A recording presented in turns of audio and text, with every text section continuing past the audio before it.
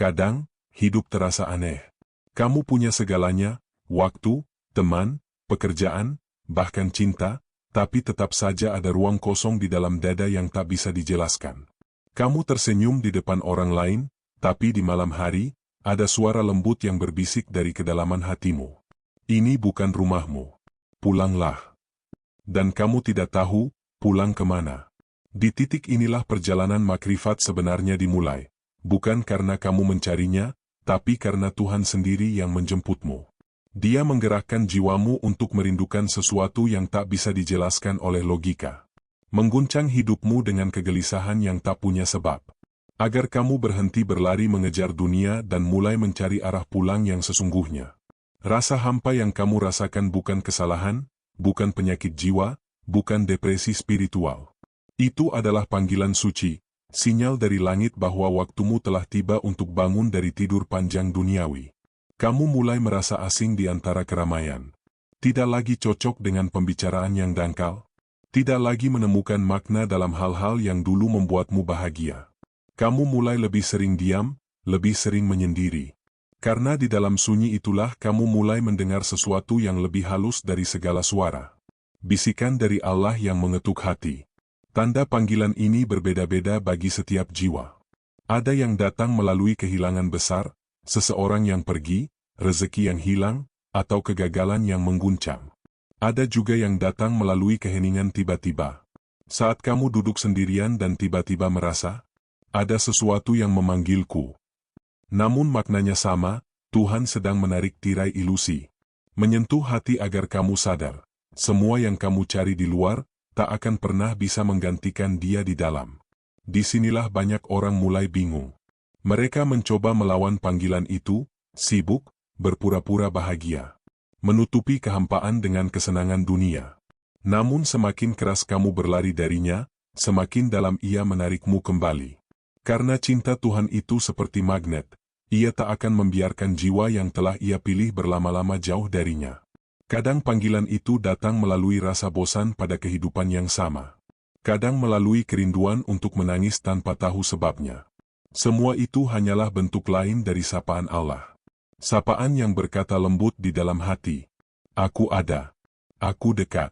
Kembalilah kepadaku." Maka jangan takut dengan perasaan aneh itu. Jangan anggap kegelisahanmu sebagai beban. Itu bukan tanda kamu tersesat, itu tanda kamu sedang ditemukan. Kamu sedang ditarik keluar dari hiruk-pikuk dunia untuk dipersiapkan menempuh jalan sunyi. Jalan para jiwa terpilih. Dan disinilah kesadaran pertama lahir.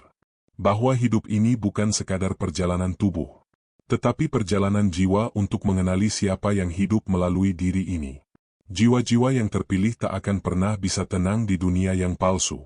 Karena fitrahnya adalah kembali pada cahaya asal. Pada sumber yang sejak awal telah menanamkan benih cintanya di dada. Maka jika kamu merasakan kerinduan yang tak bisa dijelaskan, jika kamu sering merasa sendiri meski di tengah orang banyak, jangan buru-buru menyembunyikannya.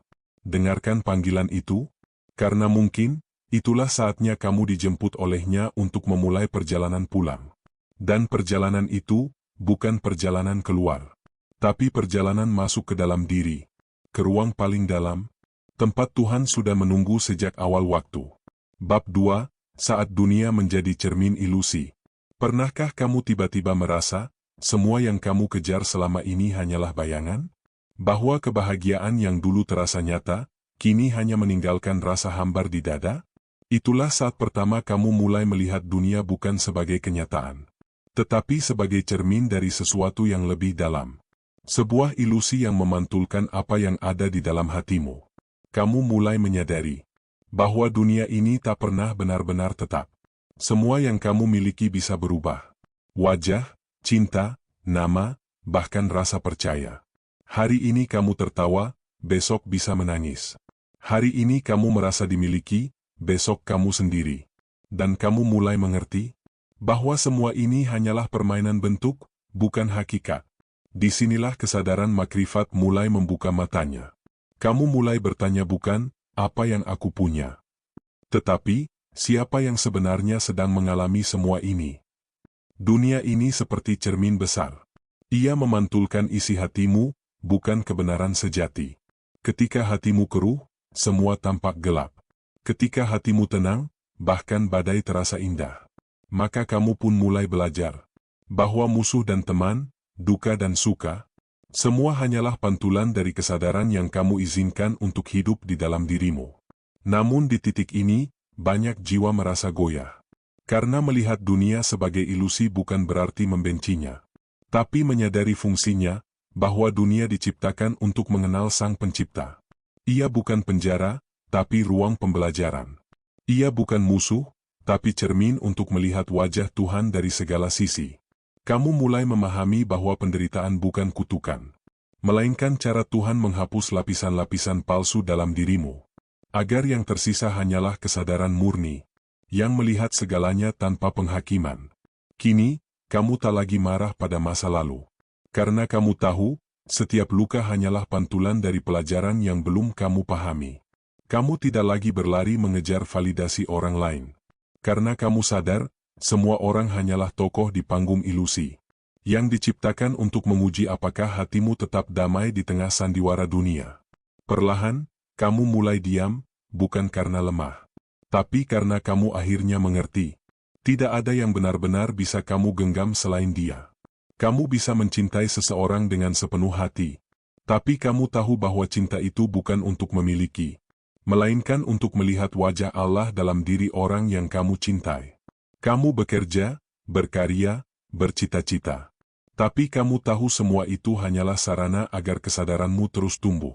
Disinilah dunia menjadi cermin makrifat. Semakin kamu menatapnya tanpa nafsu, semakin jernih kamu melihat bayangan Tuhan di setiap peristiwa. Kamu tidak lagi melihat perbedaan, hanya permainan indah dari satu kesadaran yang sama. Dan saat itulah kamu tahu, bahwa dunia ini bukan sesuatu yang harus kamu lawan, melainkan sesuatu yang harus kamu pahami. Ia adalah cermin yang memantulkan wajahmu sendiri, agar kamu belajar mengenali siapa dirimu sebenarnya. Pantulan dari cahayanya yang tak pernah padam. Maka tersenyumlah kepada dunia, seperti kamu tersenyum pada cermin. Karena kini kamu tahu, yang kamu lihat di luar, sebenarnya sedang terjadi di dalam. Dan di balik setiap ilusi, ada Dia, yang terus menatapmu dengan cinta. Bab 3, Sunyi yang menyembuhkan. Ada masa dalam perjalanan spiritual ketika kamu tak lagi ingin banyak bicara.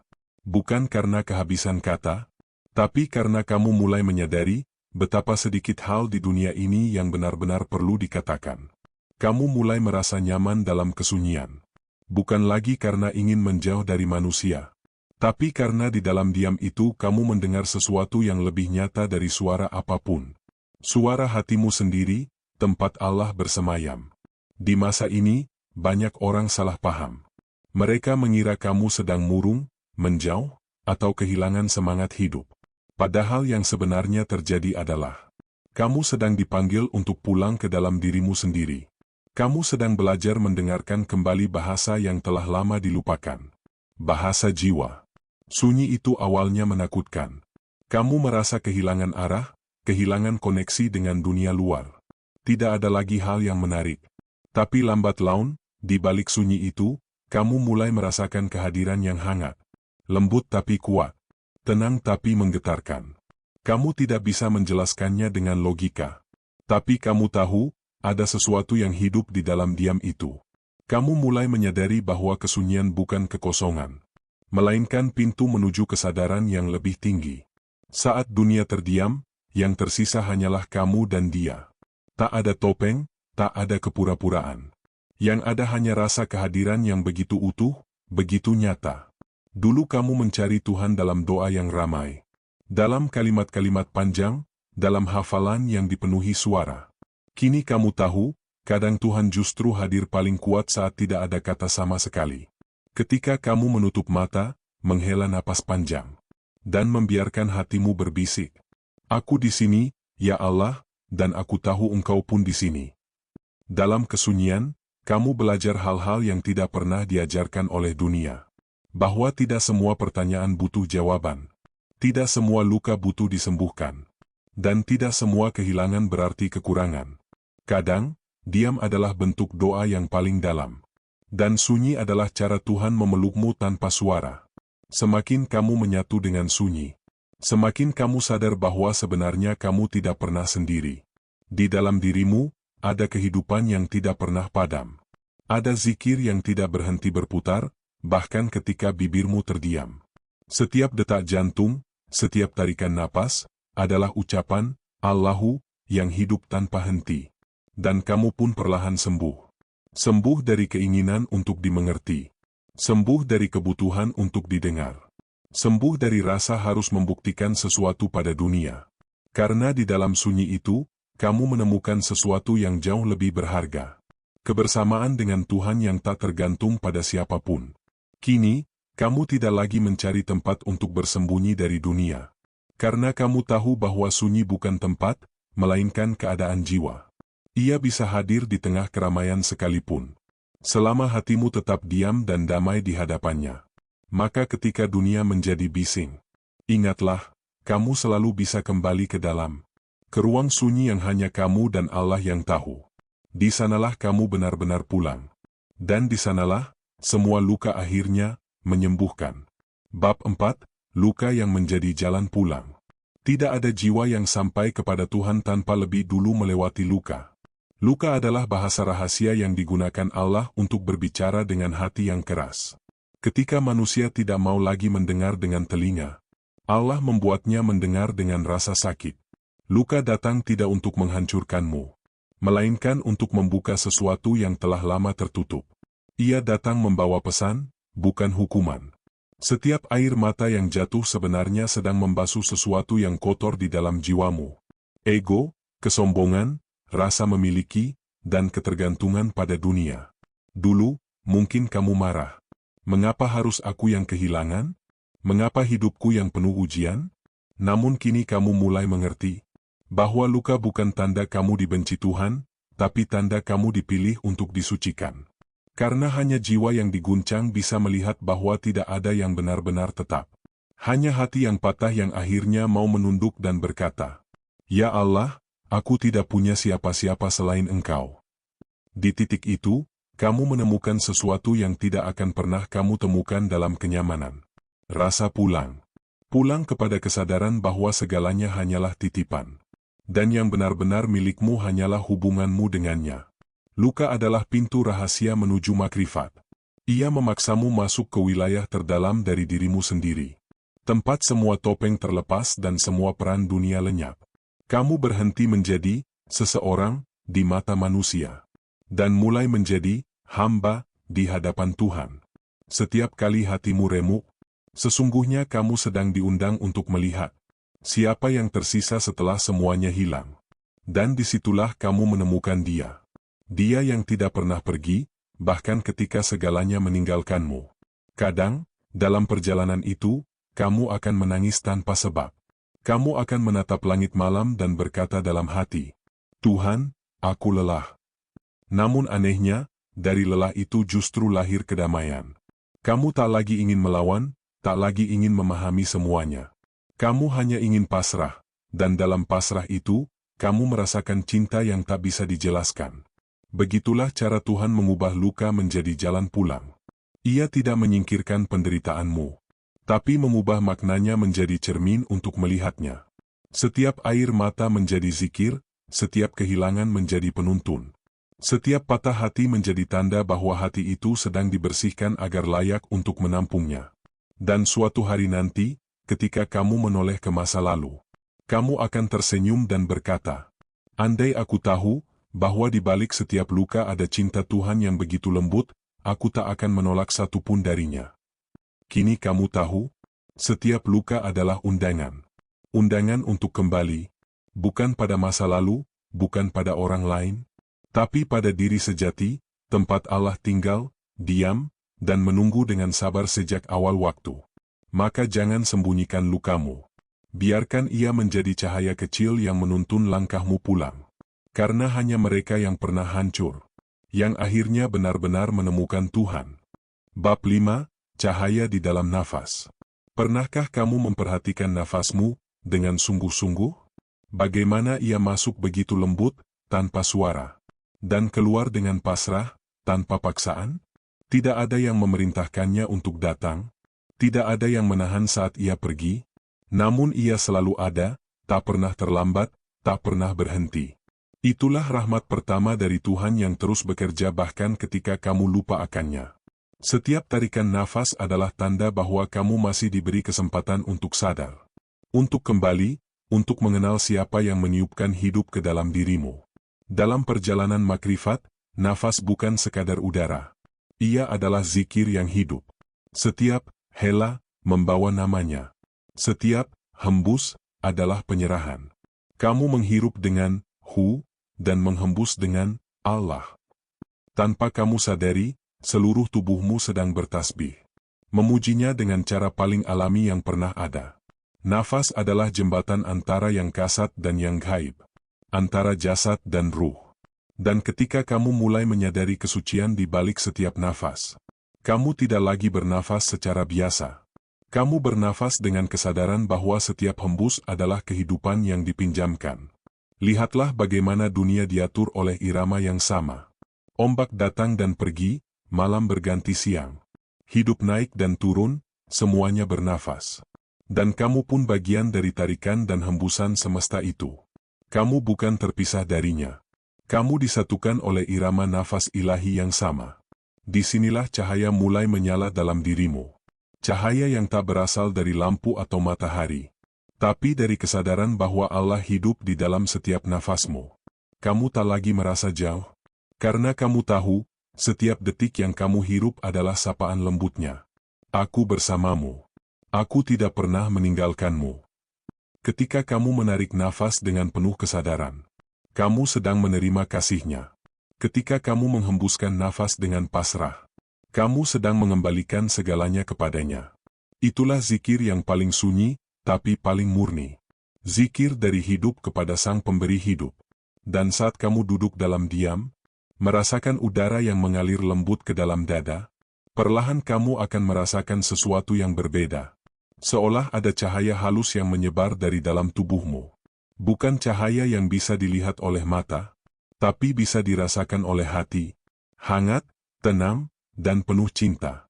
Cahaya itu bukan milikmu. Itu adalah pantulan dari cahayanya yang bersemayam di dada para pecinta. Semakin kamu sadar, semakin terang ia bersinar. Semakin kamu pasrah, semakin lembut ia menuntunmu. Maka ketika hidup terasa berat, ketika dunia kembali bising dan menekan dadamu, jangan buru-buru berlari keluar. Tariklah nafas perlahan, rasakan udara itu memasuki tubuhmu, membawa namanya. Lalu hembuskan dengan pasrah. Dan biarkan semuanya pergi, bersama segala beban dunia. Di antara dua nafas itulah rahasia Tuhan bersembunyi. Di antara tarikan dan hembusan itulah makna hidup mengalir. Dan di antara keduanya, kamu akan menyadari bahwa yang bernafas selama ini bukan kamu, melainkan Dia yang hidup melalui dirimu. Bab 6, Kesadaran tanpa bentuk. Ada satu titik dalam perjalanan batin ketika semua bentuk mulai runtuh. Segala yang dulu tampak nyata, nama, identitas, bahkan konsep tentang Tuhan yang kau bayangkan, mulai meleleh seperti bayangan terkena cahaya pagi. Di titik itu, kau tak lagi bisa berkata, aku sedang mengenalnya, karena bahkan, aku, sudah tak kau temukan. Yang tersisa hanyalah kesadaran murni, diam, luas, tanpa batas, tanpa bentuk. Kesadaran ini bukan sesuatu yang kau ciptakan lewat pikiran.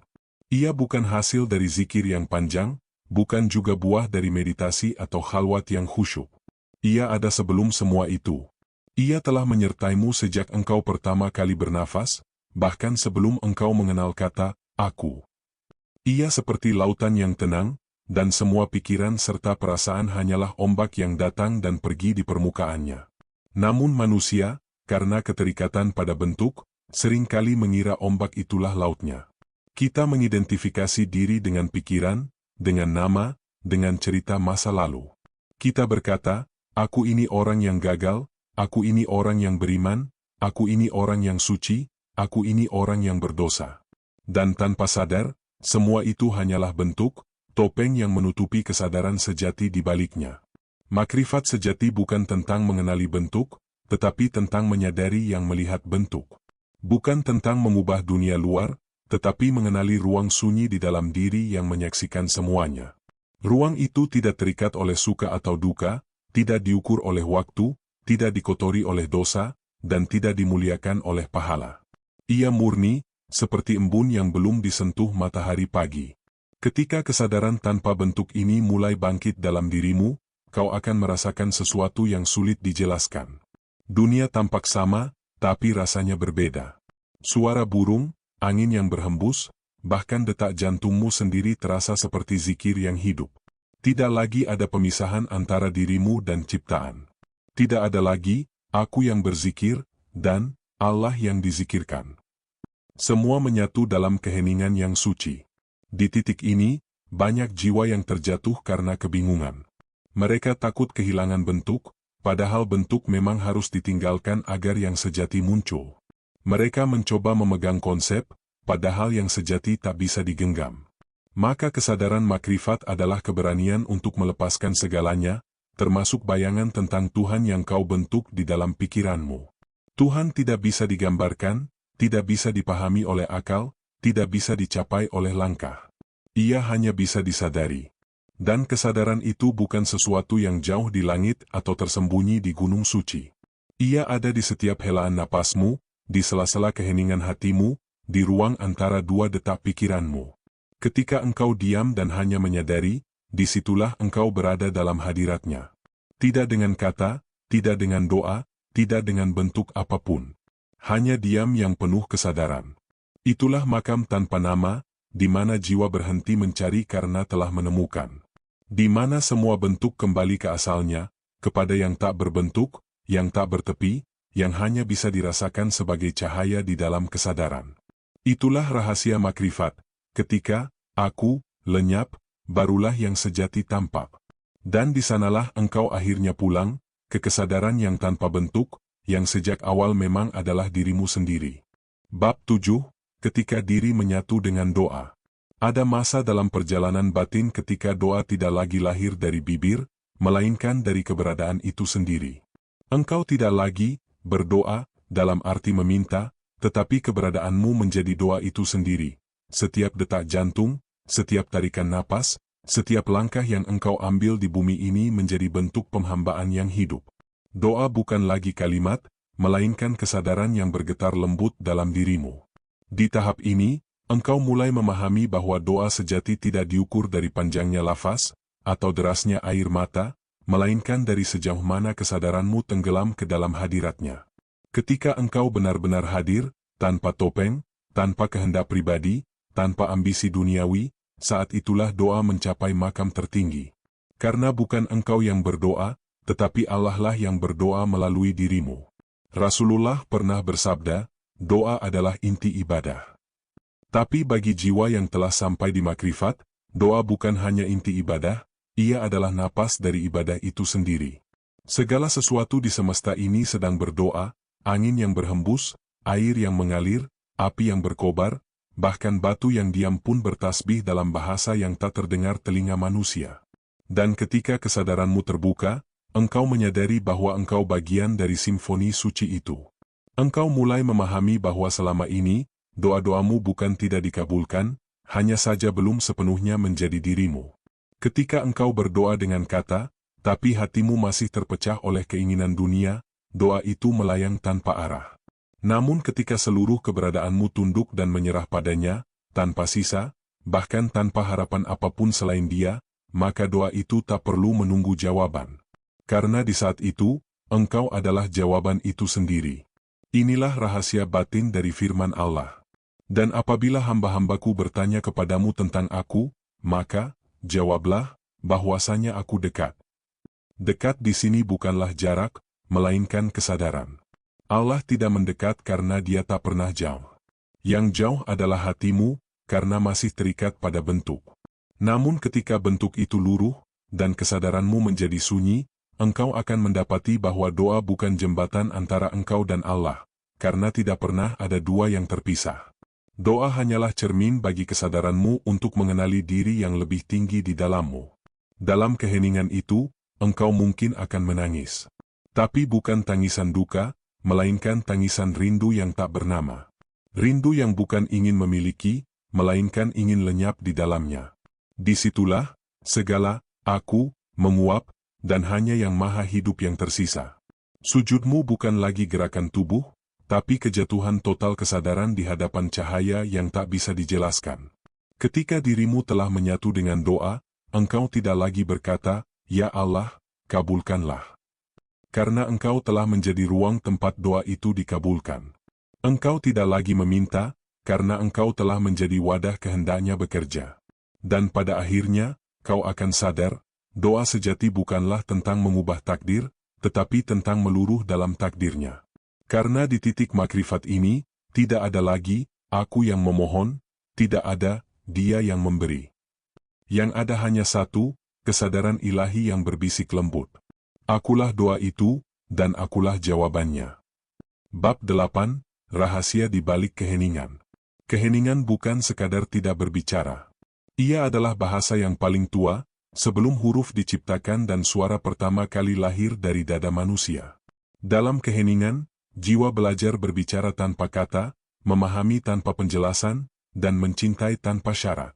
Ia adalah tempat di mana segala doa berhenti menjadi permintaan, dan berubah menjadi penyatuan. Bagi jiwa yang belum sampai, keheningan sering terasa seperti kehampaan. Terlalu sepi, terlalu sunyi, seakan tak ada kehidupan di dalamnya. Namun bagi jiwa yang telah terjaga, justru disitulah kehidupan sejati berdenyut, lembut, halus, tak bersuara, namun nyata. Di balik keheningan itulah, Allah berbicara tanpa suara, memberi tanda tanpa bentuk, dan mengajarkan tanpa kata. Engkau takkan pernah benar-benar mengenal dirimu selama kau takut pada keheningan. Sebab keheningan adalah cermin dari keberadaanmu sendiri. Ketika engkau duduk diam, tanpa distraksi, tanpa pikiran yang kau ikuti, maka satu persatu topeng mulai luruh. Topeng ego, topeng identitas, topeng spiritualitas yang sering kita banggakan. Dan akhirnya, yang tersisa hanyalah rasa hadir, rasa, ada, yang begitu jernih, tanpa nama, tanpa bentuk. Di saat itu, engkau mulai melihat bahwa seluruh semesta ini berbicara dalam diam. Burung yang terbang di langit, ombak yang memecah pantai, bahkan detik waktu yang berjalan, semuanya sedang menyampaikan sesuatu. Tapi hanya hati yang tenang yang mampu mendengarnya.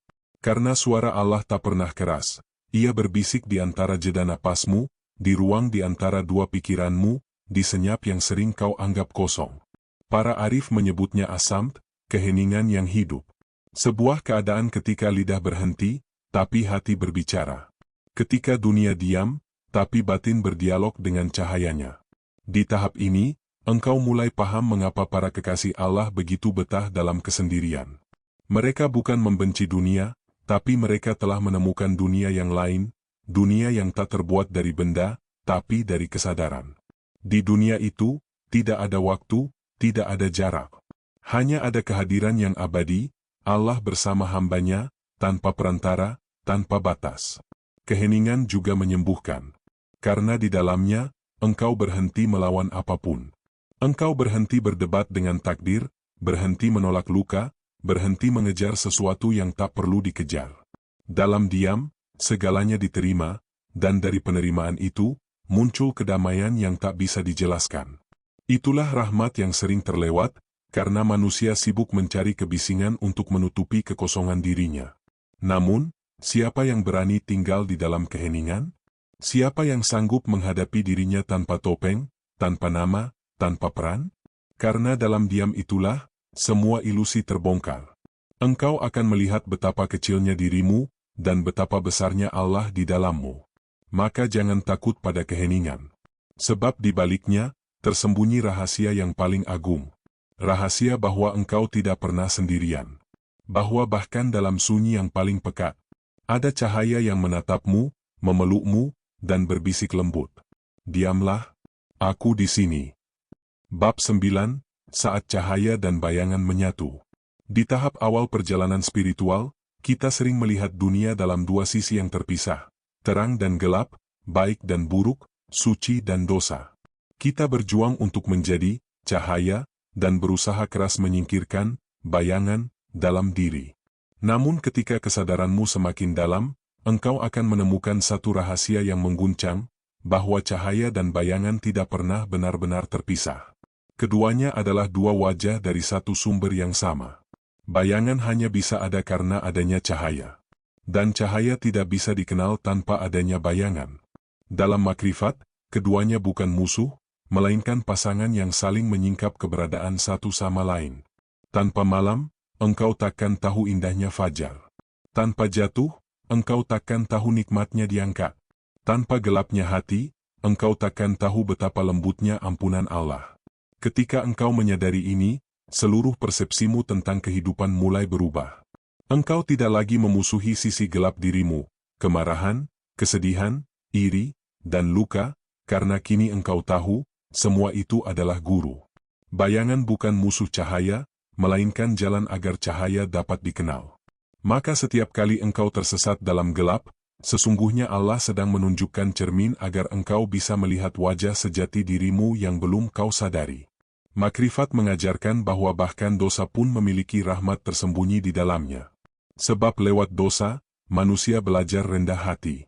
Lewat kegagalan, manusia belajar berserah. Dan lewat rasa sakit, manusia belajar mencintai dengan cara yang lebih murni. Tidak ada pengalaman yang sia-sia dalam pandangan seorang arif, karena setiap kejadian, bahkan yang paling kelam, hanyalah cara Allah mengajarkan tentang dirinya. Di tahap ini, engkau mulai berhenti menilai segala sesuatu dengan pikiran dualistik. Engkau tidak lagi berkata, ini baik, atau ini buruk. Engkau hanya melihat segalanya sebagai ada, sebagai manifestasi dari satu kesadaran yang sama. Dalam setiap detik, ada pelajaran yang mengalir, dan engkau hanya perlu diam, menyadari, dan menerima. Tidak berarti engkau kehilangan arah moral, tetapi engkau mulai melihat dengan pandangan Allah, bukan dengan penilaian manusia. Ketika cahaya dan bayangan bersatu dalam kesadaranmu, engkau akan merasakan ketenangan yang belum pernah kau temui. Tidak ada lagi perang batin antara aku yang suci dan aku yang berdosa. Semua telah diterima, dipeluk, dan dihadirkan dalam cahaya kasih yang tak membeda-bedakan. Itulah momen di mana kesadaranmu melebur ke dalam keutuhan, ke dalam tauhid yang sejati. Sebab tauhid bukan hanya mengakui bahwa Allah itu satu, tetapi juga menyadari bahwa segala sesuatu berasal darinya dan kembali kepadanya, termasuk sisi gelap yang selama ini kau hindari. Ketika engkau memeluk bayanganmu dengan kasih, cahaya di dalam dirimu menjadi semakin terang. Karena hanya hati yang mau berdamai dengan kegelapannya, yang mampu menjadi tempat bersemayamnya cahaya Allah. Dan di saat itu, engkau akan mengerti bahwa bahkan kegelapan pun bertasbih kepadanya. Bahwa cahaya dan bayangan hanyalah permainan dari satu cahaya yang tak terbandingkan. Bahwa semua jalan, baik yang terang maupun yang gelap, pada akhirnya mengantarmu pulang kepada Dia yang Esa. Bab 10, kembali menjadi satu. Pada akhirnya, seluruh perjalanan panjang ini, dari kegelisahan, luka, pencarian, hingga keheningan, hanya menuju satu hal, kembali. Kembali bukan berarti mundur, tetapi pulang ke asal mula keberadaanmu, ke sumber dari segala yang ada. Di sanalah semua pencarian berakhir, semua pertanyaan larut, dan semua dualitas lenyap dalam satu kesadaran, bahwa tiada yang lain selain Dia. Kau mungkin telah melewati banyak hal untuk sampai ke titik ini. Pernah hancur, pernah ditinggalkan, pernah merasa asing bahkan dalam dirimu sendiri. Tapi setiap retakan, setiap kesunyian, setiap air mata ternyata bukan kehancuran, melainkan celah tempat cahaya ilahi masuk. Dalam makrifat, engkau akan memahami, yang hancur hanyalah aku, yang palsu, agar yang sejati dapat muncul dan hidup. Kembali menjadi satu berarti melepaskan semua identitas yang pernah kau kenakan. Tidak lagi, aku yang suci, atau aku yang berdosa. Tidak lagi, aku yang tahu, atau aku yang bodoh. Hanya, aku yang ada, tanpa nama, tanpa bentuk. Di titik ini, engkau tak lagi merasa terpisah dari apapun. Langit, bumi, angin, manusia, bahkan air matamu sendiri, semuanya terasa seperti denyut yang sama. Satu kehidupan yang bernafas bersama. Dalam diam itu, engkau akan mengerti rahasia dari segala rahasia, bahwa Allah tidak pernah jauh, dan engkau tidak pernah sendirian. Engkau tidak sedang mencari Dia di luar, karena sejak awal, Dia adalah napas yang menghidupimu, detak jantung yang menegakkan tubuhmu, cahaya kesadaran yang membuatmu mengenal dirimu sendiri. Di titik ini, tidak ada lagi doa yang dipanjatkan, karena hidupmu menjadi doa. Tidak ada lagi cinta yang diungkapkan, karena seluruh keberadaanmu adalah cinta itu sendiri. Segala yang datang engkau sambut dengan senyum, segala yang pergi engkau lepaskan dengan damai. Tidak ada lagi perlawanan terhadap takdir, karena engkau telah menyadari bahwa takdir dan dirimu adalah satu gelombang dari lautan yang sama. Inilah makam fana, lenyapnya, aku, dalam kehendaknya. Tapi fana, bukan kehancuran, ia adalah kebebasan tertinggi. Karena ketika aku lenyap, barulah yang sejati terlihat, Allah yang sejak awal sudah ada, hidup melalui segala sesuatu, termasuk dirimu. Maka engkau tak lagi mencari Tuhan, karena tak ada yang perlu dicari. Tak lagi memanggil, karena tak ada jarak untuk dijembatani. Engkau hanya ada, bersama Dia, di dalam Dia, sebagai Dia yang sedang menatap ciptaannya sendiri melalui matamu. Dan ketika kesadaran itu menjadi nyata, engkau akan mengerti, semua perjalanan ini hanyalah permainan cinta. Allah menciptakan jarak agar engkau bisa rindu, menciptakan kegelapan agar engkau bisa mencari, menciptakan dirimu agar ia bisa dikenal. Segalanya bermula darinya, bergerak olehnya, dan kembali kepadanya. Dan kini engkau telah sampai, tidak ke tempat baru, tetapi ke kesadaran bahwa engkau tak pernah pergi kemanapun. Engkau hanya berjalan dalam lingkaran cinta yang abadi, yang bermula dan berakhir pada satu titik cahaya. Dia. Inilah akhir perjalanan jiwa terpilih, bukan karena engkau lebih tinggi, tetapi karena engkau telah rela hilang, agar yang sejati tampak sepenuhnya.